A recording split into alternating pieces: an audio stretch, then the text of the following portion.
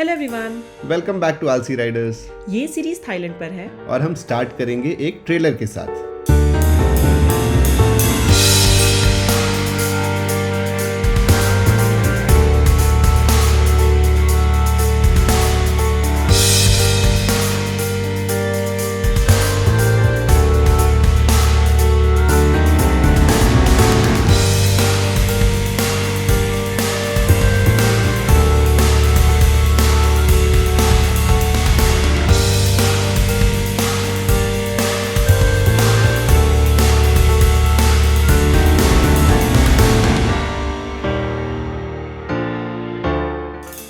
तो ये जो एक्टिविटी आप देख रहे हैं इसे बोलते हैं कनोइंग, ओशन के बीचों बीच गुफाओं में।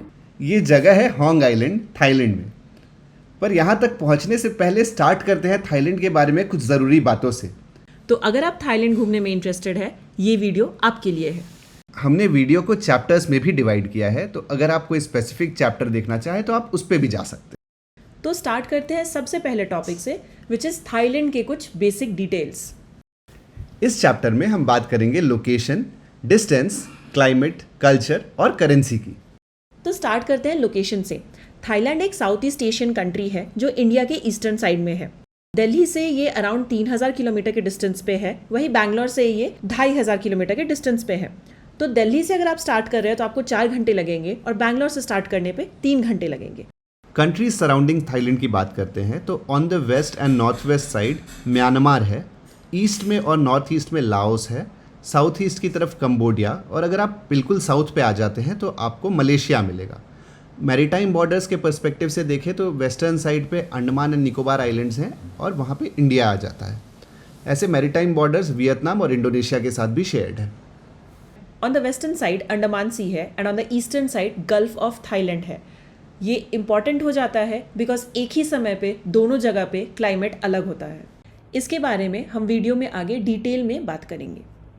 थाईलैंड का कैपिटल है बैंकॉक। आगे हम बाकी फेमस जगहों के बारे में भी बात करेंगे। थाईलैंड के क्लाइमेट को कहते हैं ट्रॉपिकल मॉनसून। यहाँ पे करीब 6 महीने साल में बारिश होती है। हैवी बारिश हमेशा हो ऐसा ज़रूरी नहीं है। टेम्परेचर 18 डिग्री से 38 डिग्री के बीच होता है। ह्यूमिडिटी लेवल यूजुअली हाई रहता है। थाईलैंड एक बुद्धिस्ट कंट्री है। यहाँ थाई लैंग्वेज बोली जाती है और यहाँ का क्विजीन वर्ल्ड फेमस है। पॉपुलर आइटम्स है pad Thai, tom yum goong, mango sticky rice and यहाँ पे सी फूड का भी काफ़ी चलन है। थाईलैंड का करेंसी होता है भाट, BAHT। वैल्यू के टर्म्स में एक थाई भाट करीब 3 रुपये होता है। अभी लाइव वैल्यू 2.91 रुपये है। रफ हिसाब के लिए समझ लीजिए, अगर आप 100 भाट खर्च कर रहे हैं तो वो रफली 300 इंडियन रुपीज़ होता है। Now coming to popular tourist places in Thailand. Bangkok सबसे पहले नंबर पे आता है जो कि कैपिटल है थाईलैंड का। उसी के पास है पटाया जहाँ काफ़ी इंडियंस जाते हैं। ऑल्सो अयोध्या जो बैंकॉक के काफ़ी पास है, ये एंशियंट कैपिटल था थाईलैंड का। Then another popular island is Phuket जहाँ हम भी गए थे और जिसके बारे में हम आगे वीडियोस बनाएंगे। फुकेत के पास है कराबी which is again famous and Phi Phi islands. Phi Phi islands में या तो आप स्टे कर सकते हैं 1-2 दिन या फिर फुकेत या कराबी से 1 डे का टूर भी कर सकते हैं। अगर आप नॉर्थ साइड जाएंगे तो Chiang Mai and Chiang Rai are also popular among tourists. तो मेधा ने आपको जगह के नाम तो बता दिए, बट कब कहाँ जाना चाहिए ये नहीं बताया है। ये और ज़्यादा क्रिटिकल इसलिए होता है क्योंकि थाईलैंड में सेम टाइम पे 2 जगहों पे मौसम बिल्कुल ही अलग हो सकता है। वेस्टर्न साइड पे अंडमान सी है और ईस्टर्न साइड पे गल्फ ऑफ थाईलैंड। इन दोनों का नेचर अलग है, दोनों के क्लाइमेट्स बहुत ही अलग होते हैं। इस चार्ट में हमने वेदर को मंथ वाइज डिवाइड करके दिखाया है। तो जैसा आप देखेंगे दोनों में काफ़ी कॉन्ट्रास्टिंग वेदर है। ईस्टर्न साइड जब बारिश हो रही होती है तो वेस्टर्न साइड में ड्राई सीजन होता है। तो अगर आप पीक सीजन में जाना चाहते हैं तो इसे आप रेफ़र कर सकते हैं। पीक सीज़न में भीड़ होती है और ये कॉस्टली भी होता है। अगर आप पीक सीज़न में नहीं जाना चाहते हैं तो भी आपके लिए गुड न्यूज़ है। हम लोग मई के महीने में फुकेत में थे, अंडमान सी वाले साइड पे। बारिश हो रही थी पर ये लाइट शावर्स थे, तो आप इसके अराउंड भी अपने ट्रिप को आराम से प्लान कर सकते हैं। हैवी रेन वाला मंथ वैसे जुलाई से सितंबर वाले पीरियड को माना जाता है। तो सोशल मीडिया पे इमिग्रेशन प्रोसेस को लेके काफ़ी कन्फ्यूजन क्रिएट हो गया है। ऐसा र्यूमर है कि थाई गवर्नमेंट ने एक रूल पास की है कि अब इंडियंस के लिए वीज़ा फ्री नहीं है, सिर्फ 15 डेज़ के लिए है। Also it comes with a heavy cost of around 6000 rupees पर पर्सन।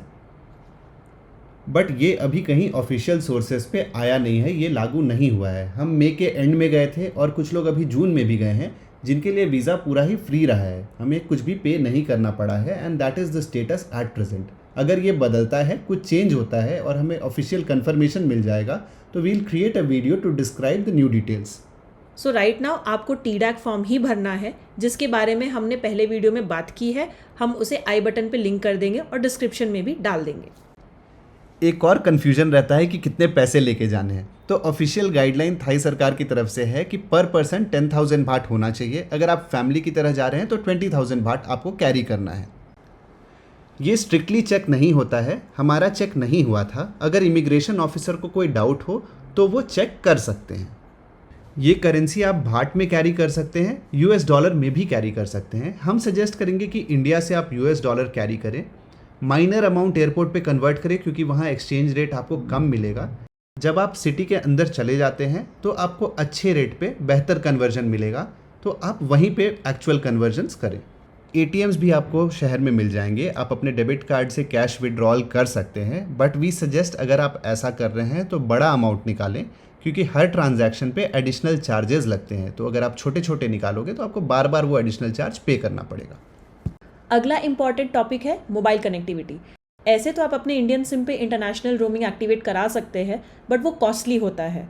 तो वी विल सजेस्ट कि जब आप एयरपोर्ट पे लैंड करते हैं तो वहीं से आप एक सिम ले लें। ये इजीली अवेलेबल होता है। एयरपोर्ट पे मल्टीपल शॉप्स हैं सिम वाले। आप कितने दिनों के लिए आए हैं और आपकी रिक्वायरमेंट क्या है, उस हिसाब से आप प्लान ले सकते हैं। 2 लोगों में हमने एक सिम लिया था एंड हॉटस्पॉट ऑन कर लिया था। अनलिमिटेड इंटरनेट था उस सिम पे। कमिंग टू लोकल ट्रांसपोर्ट, जैसे इंडिया में ओला और उबर होता है, वैसे ही वहाँ पे आपको ग्रैब और बोल्ट मिल जाएगा। Between the two we felt कि बोल्ट चीपर था, रेट्स में फ़र्क थे। अगर आपको बोल्ट कहीं पे अवेलेबल हो तो पहले वो प्रेफर करें, बोल्ट ना मिले तो ग्रैब बुक करें। और फनी बात यह है कि जब हमने बोल्ट से एक्सेल बुक किया तो पूरा का पूरा एक ट्रैवलर आ गया था 3 लोगों को ले जाने के लिए। हाँ, और ऐसे में ऑप्शन होना चाहिए कि 1-2 और फैमिलीज को बैठा लो और किराया बांट लो। हाँ, वेरी फनी। तो ये एक तरीका है किराया बचाने का जो सुमित बता रहा है। अदरवाइज अगर आप शॉर्ट डिस्टेंस पे जा रहे हैं और अकेले जा रहे हैं तो बाइक टैक्सीज भी है।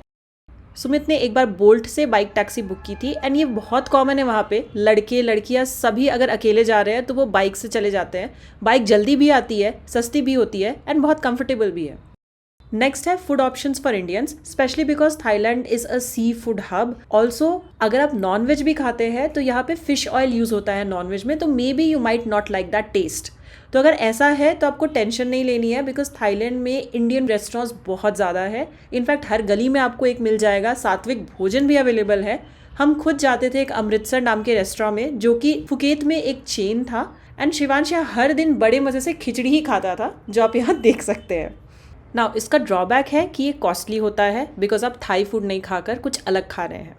This brings us to our next topic which is cost.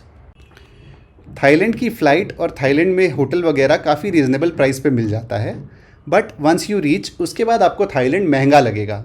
Food options, local transport, कोई शोज़ जो आप देखने जाते हो, बोट राइड्स, फेरी राइड्स, ये सारे कॉस्टली रहते हैं। अच्छा खासा खर्चा होता है इनमें। इनफैक्ट पीने का पानी भी अगर आप होटल में अपने ले रहे होगे तो वो भी कॉस्टली होगा। इसका जुगाड़ है कि वहाँ पे 7-Eleven जैसे स्टोर्स हैं जहाँ से आप रीज़नेबल प्राइस पे अपने एसेंशियल्स खरीद सकते हो। Last but not the least, क्या क्या लेके थाईलैंड जाए? तो सबसे इम्पॉर्टेंट चीज़ है ready to eat items, specially because यहाँ पे खाना कॉस्टली है। अब हर बार मे बी इंडियन रेस्टोरेंट ना जाना चाहे, एंड ऑल्सो बहुत बार आप डे टूर्स करेंगे सिटी के या आइलैंड्स के, जहाँ पर खाना ऊपर नीचे हो सकता है।